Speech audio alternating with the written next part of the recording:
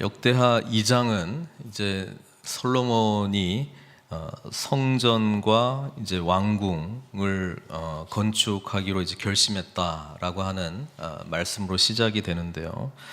2절부터 두로 왕 후람에게 이제 그 도와달라, 우리 그 백향목도 보내주고 또 그 일꾼들도 보내주고 뭐 그런 여러 가지 이야기를 담은 이제 편지를 보내는 내용이죠. 요청을 두로 왕 후람에게 구하는 것이고, 11절부터 그 내일 본문인데요. 내일 본문은 이제 두로 왕 후람의 그런 이제 답장이 나오는 것이죠. 그렇게 하겠다, 뭐 그런 내용입니다. 1절에 솔로몬이 여호와의 이름을 위하여 두 가지를 하기로 결심했다라고 기록되어 있습니다. 첫 번째는 성전 건축이고, 두 번째는 궁궐, 왕궁을 이제 건축하기로 결심한 거죠. 성전을 건축하는데 7년이 걸렸고, 왕궁을 건축하는데 13년이 걸렸다고 성경은 기록을 하고 있습니다.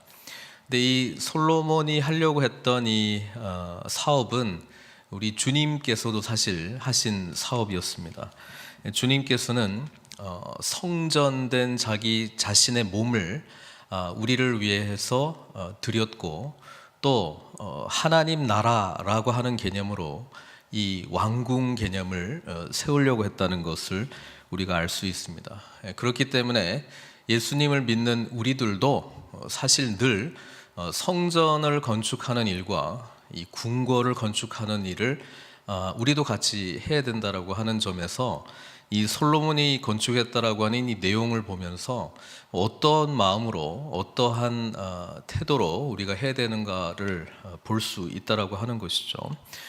우리는 성전된 그리스도의 몸이기 때문에, 또 그리스도의 영이신 성령께서 우리 안에 계신 성전이기 때문에 우리는 함께 이 아름다운 성전이 지어져 가는 모습을 우리가 늘 우리의 삶 전반에 걸쳐서 세워야 되고, 그 다음에는 그 예수 그리스도께서 통치하시는 이 하나님의 나라, 그러니까 건물 개념이 아니죠. 건물 개념이 아니기 때문에 예수 그리스도께서 통치하시는 이 하나님의 나라를, 나를 통치하시는 하나님의 나라, 또 우리 공동체를 통치하시는 하나님의 나라, 또 이 사회를 통치하시는 하나님의 나라 개념으로 끊임없이 우리는 궁궐 건축하는 일에 우리는 포함이 되어 있다라고 하는 사실입니다. 그래서 이것을 잘못 이해하면 뭐 성전 건축 그러면 예배당 건축하는 걸로 생각을 하고, 그것을 이루었기 때문에 마치 뭔가를 한 것처럼 생각할 수도 있는데요. 예수님이 오셔서 그 솔로몬 성전보다 더 화려했던 헤롯 성전을 보고 이것을 헐라 내가 사흘 만에 세우리라라고 하면서 절대로 건물 개념이 아니라고 분명히 이야기를 했습니다. 우리가 하나님께 나아가기 위해서 필요에 의해서 예배당이 필요하고, 또 필요에 의해서 이 장소가 좋은 순기능을 하면 좋겠지만, 그게 없다 그래서 우리가 성전된 본래의 모습을 살지 못하는 것이 아닙니다. 그렇기 때문에 이 신약에서는 이제 교회죠. 교회는 예수 그리스도를 온전히 나의 구주로 고백한 믿는 자들의 모임이기 때문에 건물이 있다 하더라도 어떻게 하면은 믿는 자들의 공동체 가운데 예수 그리스도께서 통치하시는 삶을 살 것인가, 이게 바로 제자로서 훈련을 받는 것이고, 또 예배의 삶 가운데 예수님께서 우리의 전 삶의 주인이 되신다라고 하는 것을 고백을 하고, 또 고백을 하면서 뭐예요? 하나님의 나라를 계속 세워나가야 되잖아요. 그러니까 세상 가운데 우리 공동체뿐 아니라 우리 공동체 밖에 하나님을 알지 못하는 사람들에게 전도하는 삶을 살아야 되는 것이고, 또 하나님의 공의와 사랑이 필요한 낮은 자 또는 섬김의 대상이 되는 곳, 또는 불의가 있는 곳을 향해서 우리가 계속해서 하나님의 나라를 세워나가는 것은 구약이나 지금이나 동일하게 진행되고 있다라고 하는 것입니다. 지금 문제는 뭐냐면 뭐 대형 교회들이 이 교회의 개념이라고 하는 개념 속에 또 하나님 나라를 세운다라고 하는 거에 무슨 자꾸 건축하는 거에 이제 집중하다 보니까 본질이 좀 많이 흐려졌죠. 그것도 관리하려면 또 뭐 재정 들어가고 뭐 여러 가지 일들이 많이 있는데, 본질은 예수 그리스도께서 우리 삶 가운데 성령의 충만한 임재 가운데 우리가 살아가느냐, 그리고 그 공동체성을 유지하면서 하나님 나라를 위해서 우리가 무엇을 하느냐, 그 성전 건축하고 궁궐 건축하는 거는 오늘날도 몸된 교회를 온전히 세우는 것과, 그래서 에베소서에서는 우리가 서로 성전이 되어가고 이 표현이 있잖아요. 그리고 하나님의 나라를 위해서 우리가 부름받은 자로서 쓰임 받아야 된다라고 하는 이 개념은 오늘도 우리가 굳게 결심하면서, 솔로몬이 그렇게 하기로 결심했잖아요. 그렇게 결심하면서 세워 나가야 될 일들이라고 하는 것입니다. 2절에 솔로몬이 이 일들을 위해서 짐꾼 7만 명, 그리고 돌을 떠낼 자 8만 명, 그리고 감독할 자 3,600명을 뽑았다, 이렇게 돼 있는데 그 내일 본문 역대하 2장 17절 18절에 똑같이 나오는데 이 사람들이 도대체 누구인지가 나와입니다. 거기 한번 볼게요. 전에 솔로몬의 아버지 다윗이 이스라엘 땅에 사는 이방 사람들을 조사하였더니 이제 솔로몬이 다시 조사함에 모두 15만 3,600명이라. 그 중에서 7만 명은 짐꾼이 되게 하였고 8만 명은 산에서 벌목하게 하였고 3,600명은 감독으로 삼아 백성들에게 일을 시키게 하였더라, 이렇게 되어 있습니다. 지금 7만 명, 8만 명, 3,600 이제 합치면 15만 3,600명이 되는데 이 사람들이 전부 누구라고요? 이방인들이라고 이야기하고 있습니다. 지금 놀라운 지금 장면이 나오는데요. 솔로몬이 그 성전을 지을 때요, 처음부터 이방인들이 동참하게 되었다라고 하는 사실에 우리는 집중해야 될 거예요. 왜냐하면 하나님께서 나중에 예수 그리스도를 통해서 세우고자 하는 성전은 유대인들만의 성전이 아니기 때문에 그렇습니다. 이거는 처음부터 온 인류를 향한 성전. 그래서 그 지난주에도 그 성전, 지지난주인가요? 성전에 대해서 우리 예수님께서 그 성전을 척결하시면서 구약의 선지자의 말씀을 인용하잖아요. 내 집은 만민이 기도하는 집이라고요. 유대인들만 기도하는 집이 아니고, 우리들만 위한 집이 아니고 모든 열방을 위한 집이 될 것이다. 그들이 여기 와서 기도할 것이다 라고 하는 비전은 처음부터 있었던 개념이라고 하는 것입니다.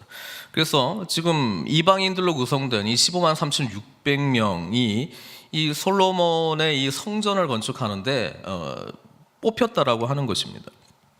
그리고 솔로몬이 이제 사절을 두로왕 후람에게 보내어 이르되, 그러니까 이런 메시지를 전한 것이죠. 당신이 전에 내 아버지 다윗에게 백향목을 보내어 그가 거주하실 궁궐을 건축하게 한 것 같이 내게도 그리하소서.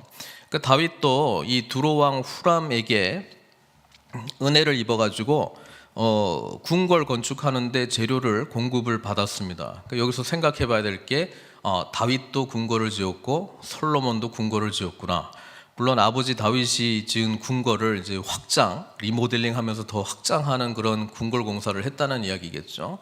우리는 각자가 하나님 나라의 비전에 포함되어 있기 때문에 우리 시대에 하나님께서 오늘 나에게 말씀하신 하나님 나라의 소명이 무엇인가, 그것을 발견하고 우리도 함께 지어 가야 된다라고 하는 그 부르심에 우리가 응답해야 된다라고 하는 것입니다. 그러니까 당신 저 사람들만 짓고 이런 게 아니고 우리가 다 하나님 앞에 어떤 소명자로서 쓰임을 받아야 된다는 것이죠. 그러니까 내가 내 자신, 또 우리라고 하는 이 공동체, 우리 믿는 자들에게는 이제 교회 공동체가 되는 것이고, 또 교회 밖에 확장된 사회 공동체 속에서 하나님이 주인이 되시는 그런 삶을 어떻게 살 것인가, 그걸 위해서 우리가 훈련받고 준비되어야 된다라고 하는 것입니다. 이거를 내 아버지가 지은 성전, 그러니까 전 세대의 신앙이 좋았다, 이런 족보 이야기 해가지고 될 성질이 아니고요. 오늘 우리에게 당면한 하나님 나라의 비전이 있다는 것을 발견하고 그것을 위해서 우리가 부름받았다라고 하는 것을 잊지 말아야 된다라고 하는 것입니다. 4절에 이렇게 이야기합니다. 이제 내가 나의 하나님 여호와 이름을 위하여 성전을 건축하여 구별하여 드리고. 성전 개념은 그래서 항상 우리 믿는 자들 공동체 개념으로 생각을 하시면 이제 쉽게 연결이 될 거예요. 우리는 늘 세상 가운데 구별된 사람으로 살아야 되는 거예요. 구별된 사람. 거룩한 삶을 살기 위해서 우리는 그 거룩의 1차적인 의미가 이제 구별인데요. 구별된 삶을 어떤 사람들은 격리된 삶으로 살려고 해요. 그러니까 세상과 단절하고, 우리만 좋은 모습으로. 그리고 또 뭐 세상에 나올 때는 또 뭐 거기에 이제 동화된 모습으로. 그게 아니죠. 격리가 아니고 동화도 아니고 구별입니다. 그리고 우리는 세상 가운데에 살아가라고 우리 예수님께서도 말씀하셨어요. 너는 빛과 소금의 역할들을 감당해야 된다. 그러니까 거룩의 역할들을 각자가 처해 있는 믿지 않는 사람들 속에서 또 믿지 않는 사회성에서 하나님을 믿는 자의 삶이 무엇인가를 드러내야 된다라고 하는 것이죠. 드러내고 거기에서 빛과 소금의 역할들을 감당하면서 하나님 나라를 선포해야 된다는 것입니다. 그걸로 우리가 부름을 받았다라고 하는 것을 지금 솔로몬이 지금 이야기해주고 있고요. 주 앞에서 향재료를 사르며 항상 떡을 차려 놓으며 안식일과 초하루와 우리 하나님 여호와의 절기에 아침 저녁으로 번제를 드리려 하오니. 그 뭐예요? 항상 예배자의 삶을 살려고 하오니, 그 말이잖아요. 주님을 진정으로 믿는 자는 뭐 예배당에서 주일날 예배드리는 것뿐 아니라 삶 속에서 아침 저녁으로 항상, 여기 떡을 차려 놓는다는 게 떡이 항상 말씀으로 대변되지 않습니까? 그러니까 말씀 앞에 또 기도, 말씀과 기도하는 삶을 항상 하겠다는 거예요. 왜? 주님을 사랑하고 주님이 누군지를 분명히 알고 주님을 위한 삶을 살기 위해서 지금 성전 건축하는 삶을 살고 또 궁궐, 하나님 나라로 대변되는 궁궐을 건축하는 삶을 결정했기 때문에 어디서나 항상 하나님을 예배하는 자로 살겠다. 그 결단을 지금 하고 있습니다. 그리고 5절에 내가 건축하고자 하는 이 성전은 크다, 이렇게 이야기를 합니다. 이거를 또 그렇게 받아들여서 오늘날 솔로몬의 이 비전을 우리가 품겠습니다. 아주 큰 예배당을 건축하겠습니다. 이게 잘못 오해한 거예요. 크신 하나님, 보세요. 내가 건축하고자 하는 성전은 크니, 물론 솔로몬 성전은 컸습니다. 이전의 성막 시대보다는 훨씬 컸죠. 이유가 있어요. 우리 하나님은 모든 신들보다 크시기 때문이다. 하나님이 크시기 때문에 이 큰 성전을 지으려고 했습니다. 그게 마음의 소원이었어요. 오늘날 큰 예배당을 짓는 그 마음의 소원들 가운데 뭐냐면, 하나님이 크시기 때문에 이 큰 성전을 지었다라고 하는 개념보다 하다 보면은 드러나는 게 많잖아요. 그렇죠? 자기의 어떤 영광이나 또 우리 공동체의 어떤 뭔가 드러내기 위한 것으로 그 성전을 짓는. 솔로몬은 이 성전, 큰 성전을 짓는다라고 하면서도 6절에 이렇게 고백하잖아요. 누가 능히 하나님을 위하여 성전을 건축하리요? 하늘과 하늘들의 하늘이라도 주를 용납하지 못하겠거든. 그러니까 하나님의 크심의 범위를 지금 고백하고 있어요. 이 크신 하나님을 내가 뭔데 짓겠느냐. 그러나 내가 할 수 있는 최선을 다해서 크게 지을 것이다. 왜? 하나님은 크신 분이시라고 하는 신앙 고백 때문에 내가 그렇게 할 거고, 그 다음에 이 성전은 하나님 보시기에 초라한 곳이고 정말 하나님을 감히 모실 수 있는 곳이 아니지만 이 성전의 기능은 뭐냐? 그 앞에 분향하려 할 따름이니라. 그렇죠? 솔로몬이 생각했던 성전의 기능은 처음부터 기도하는 곳이었습니다. 하나님을 모실 수 있는 곳으로 생각했다기보다는 하나님께서 계실 만큼 큰 집을 내가 짓겠다, 이 개념이 아니고 그냥 우리가 이걸 보면 하나님이 크시다라고 하는 걸 잊지 않고 여기에 와서 분향하겠다는 거예요. 기도하겠다는 거 하는 것이죠. 그래서 만민이 기도하는 곳으로 모든 열방들이 와서 주님께 나와 기도하고 예배하고 주님은 진정으로 왕이십니다, 하나님의 나라를 온전히 선포하는 그 기능을 갖도록 이 성전을 제가 주님께 드리겠나이다 이렇게 하고, 그 다음에 또 하나는 아버지 다윗의 그 아름다운 소원, 내가 하나님을 위해서 집을 짓고 싶다. 근데 하나님이 그걸 허락해 줬잖아요. 그러니까 하나님이 허락했기 때문에 성전을 지었어요. 이 말은 무슨 말이냐면, 하나님은 처음부터 야 제발 성전 좀 지어라, 내가 너희들을 위해서 얼마나 많이 축복하고 또 이렇게 복을 누리는 삶을 살게 했냐, 그러니까 제발 나를 위해서 좀 큰 성전 좀 지어달라, 이렇게 하나님께서 한 번도 요구하신 적이 없어요. 하나님께서 설계하신 성전은 원래 성막이었잖아요. 성막은 그렇게 막 위험이 있는 곳이 아니에요. 그리고 이 공동체 이스라엘 12지파 한복판에 딱 있잖아요. 그리고 이 지파들은 이 하나님 중심으로 살아가는 거예요. 하나님은 그들과 함께 거하시기 위해서, 그들과 함께 동행하기 위해서, 그들의 삶의 한복판에 예수님께서 성육신 하셔서 오셨던 것처럼 그렇게 일상적인 모습으로 우리와 친밀하게 다가오고 싶었지, 막 감히 우리는 다가갈 수 없는 크고 뭐 위험스럽고 이런 존재로 계시고 싶은 게 아니었다라고 하는 것이죠. 나는 너희 백성이 되고 너희는 나의 백성이 되고 나는 너의 하나님이 되겠다라고 하는 그 꿈을 우리 하나님께서는 처음부터 가지고 계셨기 때문에 성전보다는 성막을 더 선호하셨죠. 그들과 함께 있고 그들과 함께 움직이고, 그렇죠? 그리고 성막은 고정이 아니라 이동이잖아요. 이동을 자꾸 해야 됩니다. 왜? 아직도 하나님 나라의 영역으로 선포되지 않는 곳이 많이 있기 때문에 하나님의 거룩성을 세상 가운데 들어가 가지고 보여줘야 될 거 아니에요. 그리고 우리는 약속의 땅을 향해서 완성될 하나님의 나라를 향해서 가야 될 목적과 방향이 있기 때문에 어디 한 곳에서 그냥 고정되어 가지고 우리끼리만의 무슨 예배를 드리고 내 안위를 위해서 뭐 이런 차원으로 우리 하나님을 믿는 신앙이 그냥 끝나는 게 아니라는 것이죠. 처음부터 하나님께서 가지고 계셨던 마음이었다라고 하는 것입니다. 오직 분향하려 할 따름이라. 그러니까 예배, 말씀, 기도, 하나님의 크심, 그걸 통해서 뭐예요? 성전과 그래서 하나님 나라를 온전히 세워가는 그 비전에 대한 이야기를 합니다. 그리고 7절에 이제 청하건대 당신은 금은동 철로 제조하여 자색 홍색 청색실로 직조하며 또 아래 새길 줄 아는 재주 있는 사람 하나를 내게 보내요. 여기 보면은 아까 일하는 사람들도 이방인들로 구성되어 있죠. 그 다음에 이 아름다운 어떤 그 재능이 있는 사람들 그 좀 보내달라.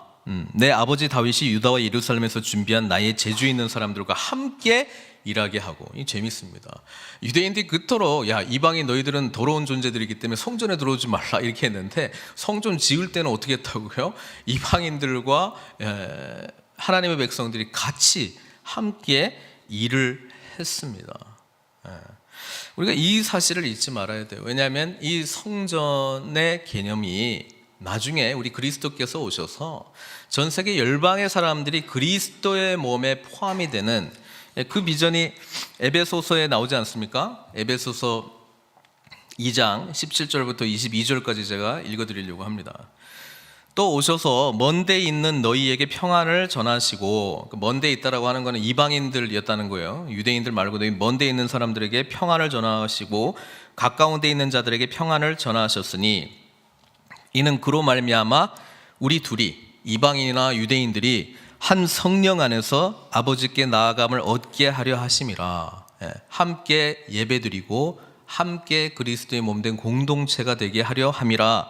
그러므로 이제부터 너희는 외인도 아니요 나고네도 아니요 오직 성도들과 동일한 시민이요 하나님의 권석이라.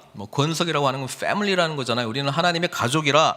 너희는 사도들과 선지자들의 터 위에 세우심을 입은 자라. 그리스도 예수께서 친히 모퉁이 돌이 되셨느니라. 그러면서 이 성전 기능을 이렇게 설명하잖아요. 그의 안에서 건물마다 서로 연결하여 주 안에서 성전이 되어 가고, 너희도 성령 안에서 하나님이 거하실 처소가 되기 위하여 그리스도 예수 안에서 함께 지어져 가느니라.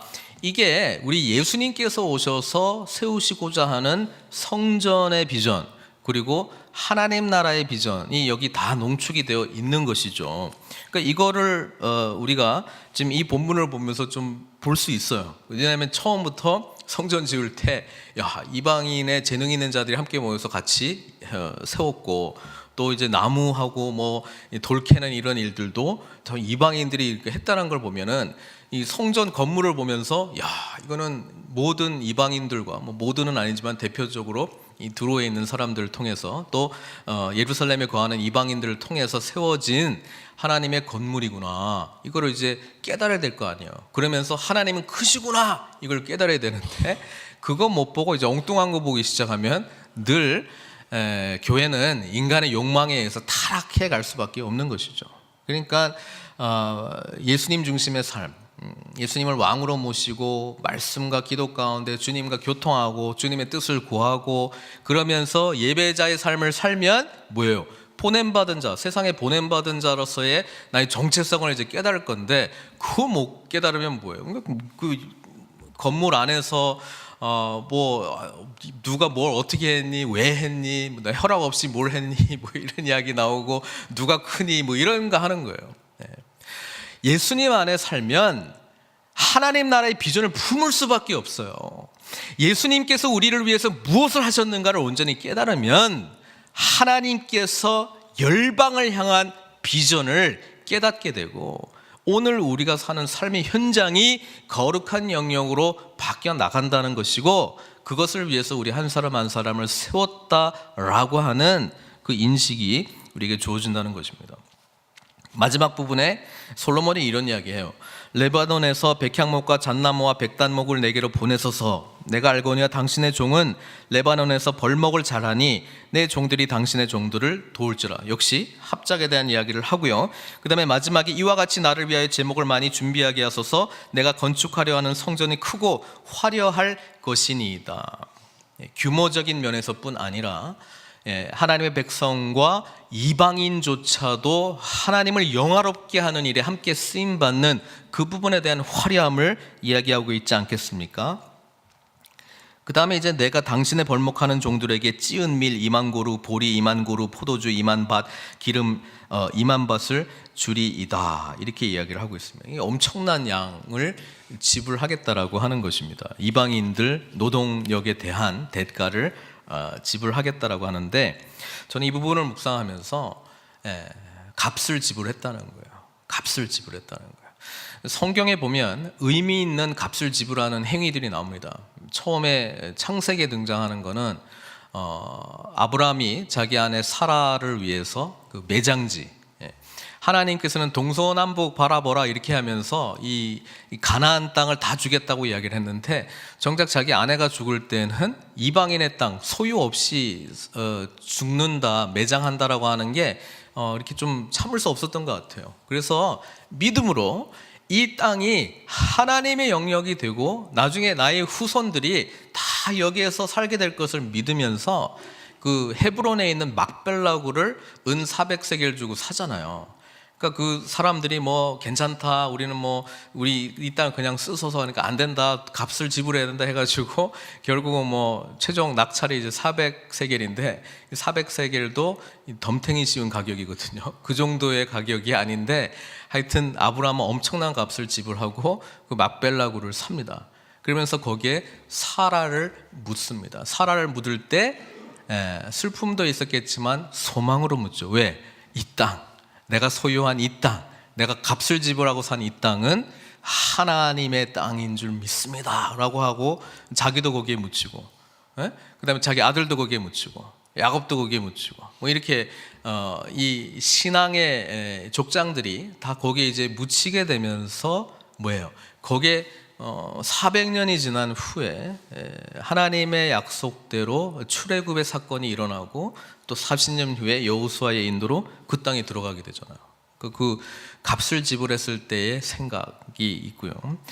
또 하나는 이제 그 다윗이 그 인구 조사를 했어요. 인구 조사를 했기 때문에 하나님께 굉장히 노하셨습니다. 그래서 선지자를 보내가지고 세계 중에서 선택을 하라고 했는데 하나님이 직접 나를 치소서 그래가지고 하나님이 이 멸망케 하는 천사를 보내가지고 전염병으로 7만 명이 죽고 막 이렇게 하고 마지막에 이제 예루살렘을 막 치려고 할 때 성경에 보니까 하나님이 후회하셨다라고 하는 내용이 나오죠. 그래서 이제 족하다 그만하거라 이렇게 하고 그 아라우나의 그 타작마당에 그 천사가 이렇게 다 치려고 하는데 이제 치지 않는 그런 장면이 나오는데 그것을 보고 선지자 갓이 다윗 보고 우리 하나님 앞에 우리 예배드립시다.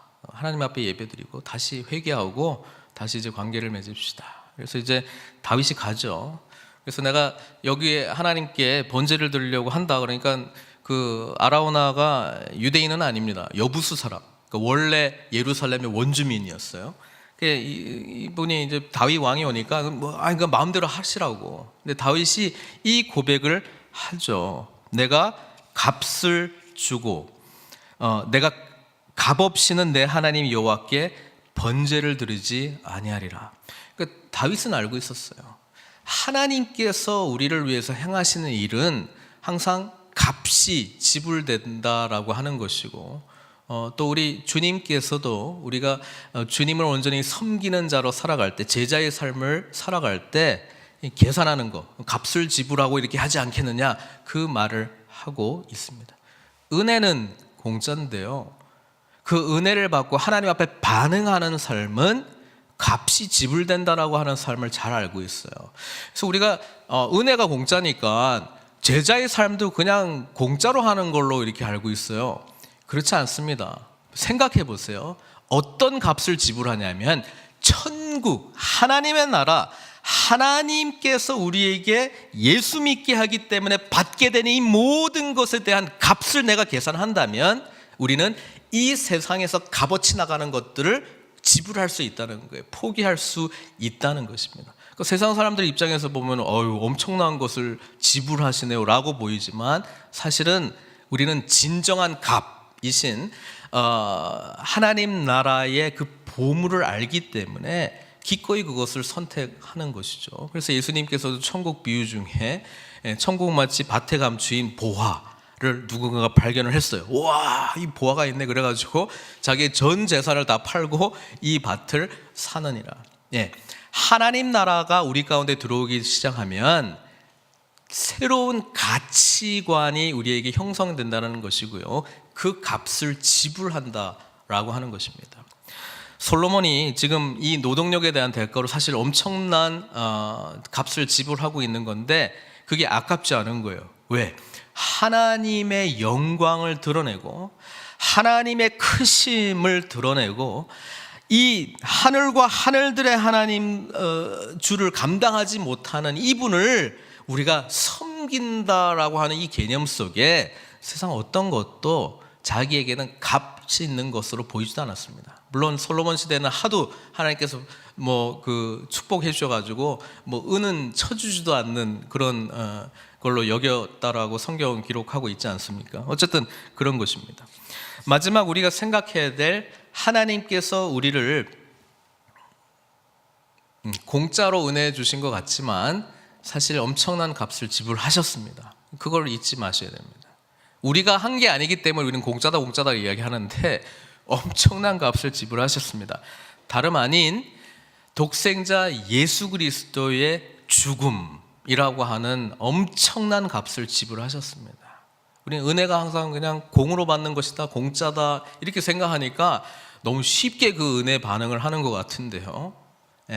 우리가 한 게 없기 때문에 우리가 값을 지불하지 않고 하나님께서 값을 치렀다라고 하는 생각에서는 엄청난 값을 지불한 거예요. 고린도전서 6장 19절 20절은 이렇게 기록하고 있습니다. 너희 몸은 너희가 하나님께로부터 받은 바 너희 가운데 계신 성령의 전인 줄을 알지 못하느냐. 너희는 너희 자신의 것이 아니라 값으로 산 것이 되었으니 그런즉 너희 몸으로 하나님께 영광을 돌리라. 그러니까 내가 투자한 게 없다고 그냥 받은 것 같지만 하나님은 생명을 투자하셨어요. 그러니까 이것을 온전히 깨닫는 자가 뭐예요? 온전한 반응을 보이겠죠. 그것이 바로 하나님께 영광 돌리는 삶이라고 성경은 이야기하고 있습니다.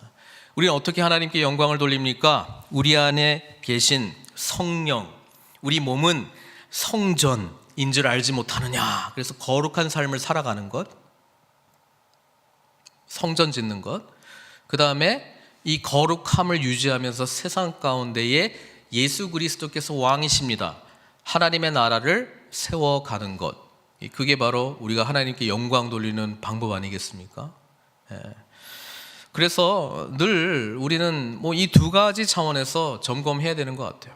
내 자신이 하나님 앞에 성전의 기능을 하는지, 또 확장되어서 우리라고 하는 이 교회 공동체에서 어떻게 성전의 기능을 함께 이루어 나가는 것인지, 그리고 이 거룩한 모습으로 가정 가운데, 세상 가운데, 일터 가운데 어디든지 가든지 간에 어떻게 그리스도의 통치하시는 하나님의 나라를 증거하는 삶을 살고 있는지, 요 개념이 분명하지 못하면 이원론적인 신앙생활을 하든지 세상 삶 따로, 교회 삶 따로 이렇게 생각하는 거는 자신의 어떤 24시간이라고 하는 어떤 삶이 있다면 이 쪼개는 거예요.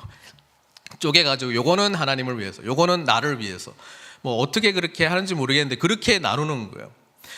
그리스도의 온전한 성전 기능과 하나님 나라의 통치라고 하는 개념이 분명해지면 우리의 삶의 전 영역이 하나님께서 함께 하시는 영역이라고 하는 것을 인식하고 그 가운데 하나님의 뜻을 구하고 거룩함을 드러내는 세상의 소금과 빛의 역할들을 내가 무엇을 감당해야 되는가를 고민하면서 기도하면서 씨름하면서 간구하면서 순종하는 모습으로 주님께 영광 돌리겠죠.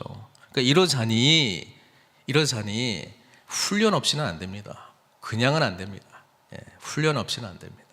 그래서 훈련 받고 그리스도 안에서 온전한 자로 세워지는 것이 무엇인지를 알고 세상 가운데 능력 있는 자로 쓰임 받기를 원하시는 것이 우리 하나님의 비전이라고 하는 것입니다. 그게 오늘 솔로몬의 성전과 궁궐을 위한 이 편지 안에 우리가 찾아봤는데, 바로 이 말씀 속에서 우리의 삶의 현장 가운데 언제나 주님을 영화롭게 하고 또 세상 가운데 소금과 빛의 역할들을 감당하면서 온전한 성전된 모습을, 또 하나님 나라를 세우는, 그래서 하나님께 영광 돌리는 저와 여러분들 되시기를 주님의 이름으로 축원드립니다.